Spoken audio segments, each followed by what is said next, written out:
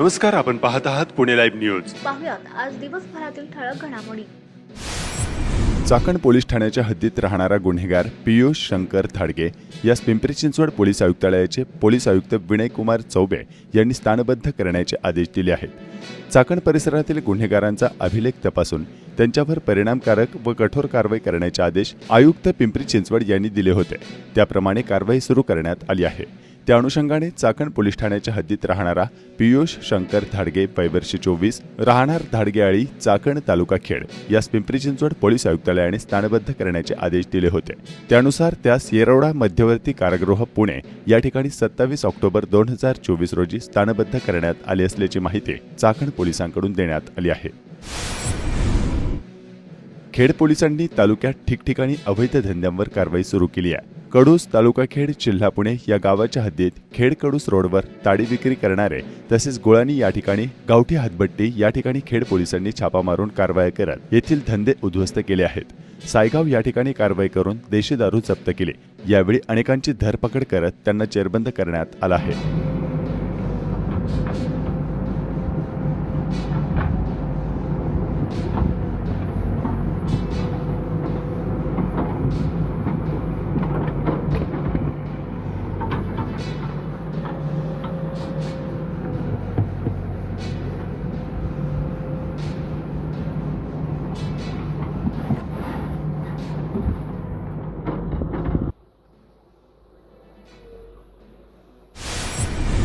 म्हाळुंगे येथील ठाकर वस्तीवर असलेल्या एका हॉटेलला आज गुरुवारी दुपारी आग लागली.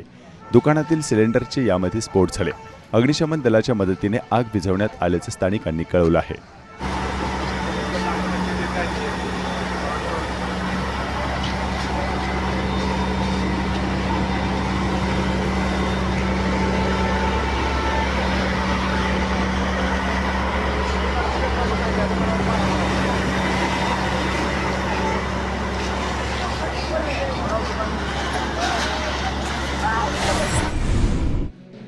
खेड आळंदी विधानसभा मतदारसंघात पुन्हा एकदा राष्ट्रवादी काँग्रेस विरुद्ध शिवसेना उद्धव बाळासाहेब ठाकरे अशी पारंपरिकच लढत होणार आहे.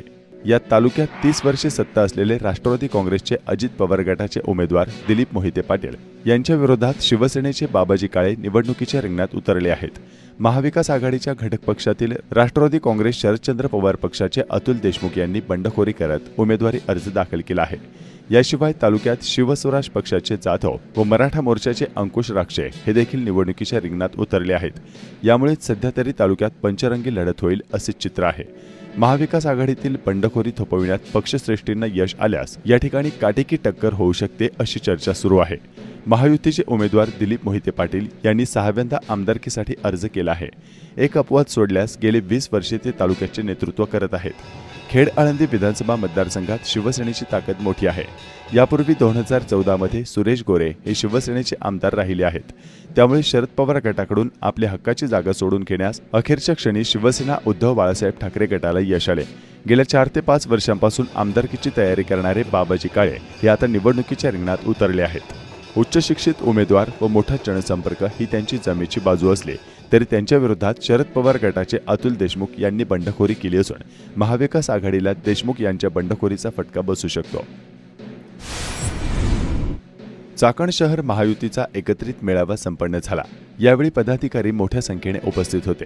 राष्ट्रवादी काँग्रेस पार्टी महायुतीचे अधिकृत उमेदवार दिलीप मोहिते पाटील यांच्या प्रचारार्थ आज 31 ऑक्टोबर रोजी महायुतीतील राष्ट्रवादी, बीजेपी, शिवसेना, आरपीआय सर्व पक्षांची बूथ कमिटी बैठक यशस्वीपणे पार पडली.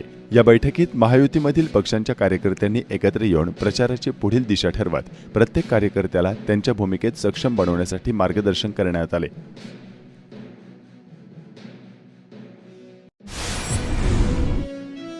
खेड तालुक्यातील काळेचीवाडी पाडळी गावचे सलग 2 वेळा सरपंच राहिलेले बाबाजी रामचंद्र काळे यांना शिवसेना उद्धव बाळासाहेब ठाकरे पक्षाकडून विधानसभेची उमेदवारी मिळाल्यानंतर खेड आळंदी विधानसभा मतदारसंघाच्या महाविकास आघाडीचे अधिकृत उमेदवार म्हणून बाबाजी काळे यांच्या नावावर शिक्कामोर्तब झाला आहे. त्याच पार्श्वभूमीवर काळे यांचं मूळ गाव असलेल्या पाडळी काळेचीवाडी येथील ग्रामस्थांनी एकत्र येत आगामी विधानसभा निवडणुकीच्या तयारीची बैठक घेतली. या बैठकीत पुढच्या प्रचाराची दिशा ठरवण्यात आली.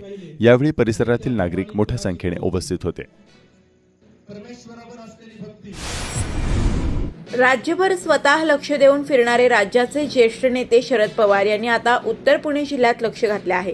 राष्ट्रवादी काँग्रेस शरद पवार पक्षाचे अध्यक्ष शरद पवार यांनी गुरुवारी 31 ऑक्टोबर रोजी थेट एकेकाळचे जवळचे विश्वासू सहकारी दिलीप वळसे पाटील यांच्या मतदारसंघात जाऊन त्यांचा समाचार घेतला.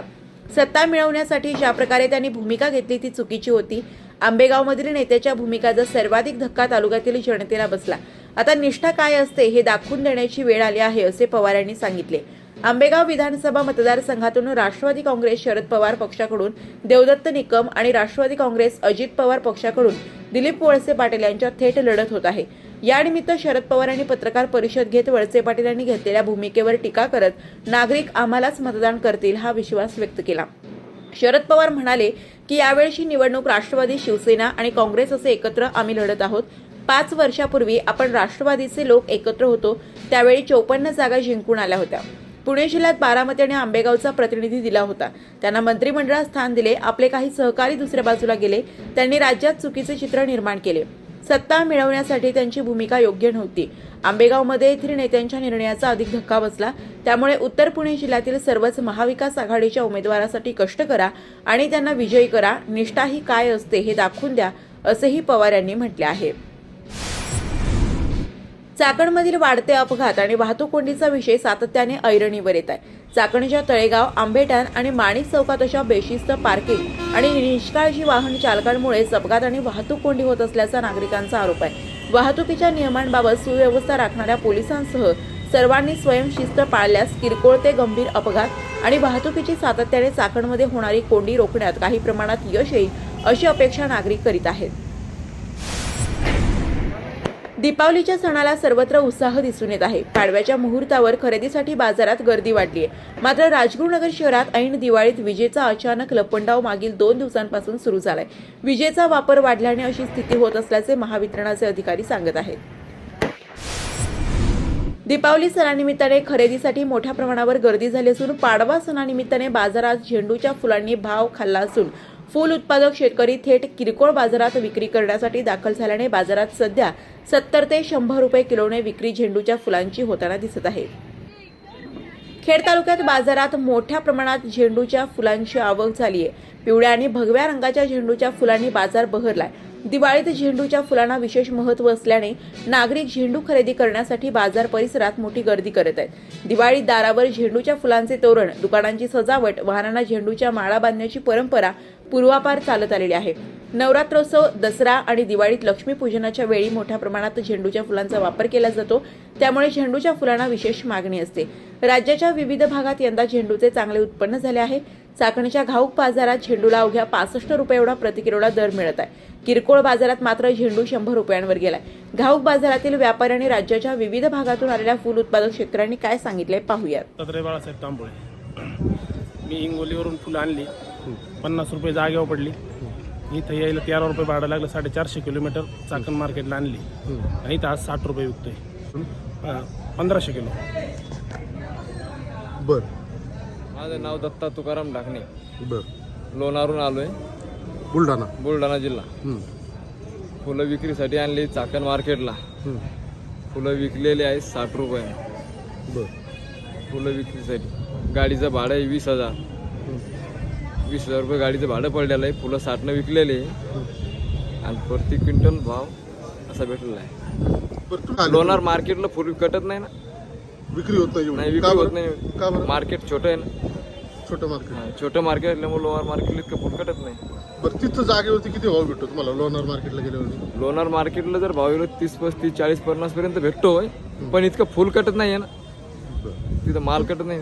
तुमच्याकडे फुल उत्पादन जास्त होतं का तिथं? फुल उत्पन्न आम्ही 25 क्विंटल गाडी आणलेली. 25 क्विंटल फुल आणलेलं आणि जास्तीत जास्त 5-6 क्विंटल फुल कटलं असतं लोणारमध्ये.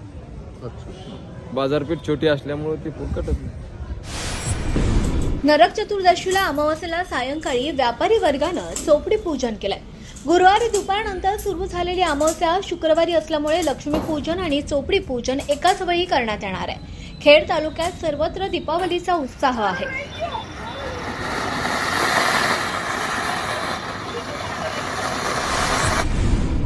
चाकण येथील आंबेठाण चौक मोहन पार्क परिसरात भटक्या कुत्र्यांच्या टोळ्या सतत फिरत आहेत. नागरिकांमध्ये यामुळे दहशत निर्माण झाली आहे. स्थानिकांनी याबाबतचे व्हिडिओ पाठवून कळवलंय. शिवसेना उद्धव ठाकरे पक्षाच्या वतीनं शुक्रवारी 1 ऑक्टोबर रोजी मध्यवर्ती कार्यालय चांडोली येथे पक्षाच्या पदाधिकारी आणि कार्यकर्त्यांची बैठक आयोजित करण्यात आली आहे. विधानसभा निवडणुकांच्या नियोजनासाठी सदर बैठक आयोजित करण्यात आली आहे. खेडच्या पश्चिम पट्ट्यात पावसाने उघडीप दिल्यानंतर भात काढणीला सुरुवात झाली आहे. पश्चिम पट्ट्यातील बरीचशी गावकरी मंडळी मुंबईला नोकरीच्या निमित्तानं असतात. सध्या दिवाळीची सुट्टी लागल्यामुळे गावाकडे येऊन गावातील शेतीवाडीमध्ये चाकरमानी लक्ष देत आहेत. वर्षभराचे एकमेव पीक म्हणून इंद्रायणी भाताकडे पाहिलं जातं. यंदा सरासरीपेक्षा चांगलं उत्पन्न सुद्धा आहे. सोयाबीन पिकाने भावात दगा दिल्यानंतर वर्षभराचं पीक असलेले तांदूळ तरी शेतकऱ्यांच्या हातात थोडे पैसे देईल अशी आशा आता शेतकऱ्यांना आहे. इंद्रायणी भाताची पंढरी म्हणून आमच्या खेड तालुक्यातील आंबोली परिसरातील हा भाग ओळखला जातो. कामाच्या निमित्तानं आज या ठिकाणी आलो असताना सर्वत्र भाताची काढणी दिसली. इंद्रायणी जातीचा हा साळी आहेत. यंदा पाऊस चांगला झाल्यामुळे भरपूर अशा भरलेल्या आहेत. शेतकरी समाधानी आहे. बाबा उत्पादन चांगलं आहे. कसं आहे? काय चांगलं उत्पादन चांगलं आहे. यंदा राजकीय वातावरण तापलंय, पण आपल्याला इकडं शेतकऱ्याचं मात्र दिवाळीच्या सणाच्या दिवशी आपल्या शेतीकडे लक्ष आहे. राजकारणाच्या पलीकडं त्यांना माहिती आहे वर्षभराचं धान आपल्याला पिकवायचं आहे. त्यामुळे शेतकरी आपला भात काढणीत मग्न आहे.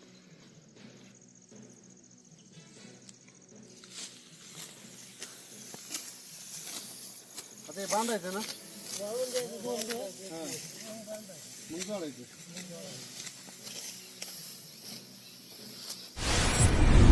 चाकण एसटी बस स्थानक आवार समस्यांचा माहेरघर झालाय. प्रशासनाचं याकडे सपशेल दुर्लक्ष होतं. मोठ्या संख्येनं प्रवासी या स्थानकात येतात, मात्र मागील अनेक दिवसांपासून बस स्थानकातील कचरा आणि किमान सुविधांकडे मात्र प्रशासनाने सपशेल दुर्लक्ष केलंय. खेड तालुक्यातील काळूस गावामध्ये पारंपरिक काकड आरतीची वारकरी संप्रदायाची परंपरा ही लहान मुलं देखील जोपासताना दिसून येत आहे.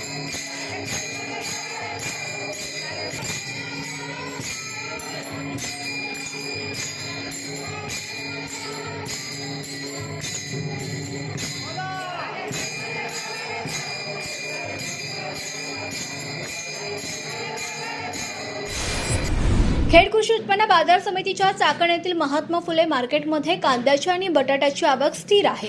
कांद्याचे दर प्रति क्विंटलला 4,500 रुपयांपर्यंत तर बटाट्याचे 3,500 रुपये राहिल्याचे व्यापाऱ्यांनी सांगितलं. दरम्यान दरवर्षीप्रमाणे यंदाही दिवाळीनंतर कांद्याची आवक वाढण्याची शक्यता आहे. डिसेंबर आणि जानेवारी दरम्यान गावरान कांद्याची मोठी आवक होते, मात्र दिवाळीनंतर देखील काही प्रमाणात नव्या कांद्याची आवक वाढण्याची शक्यता वर्तवली जाते.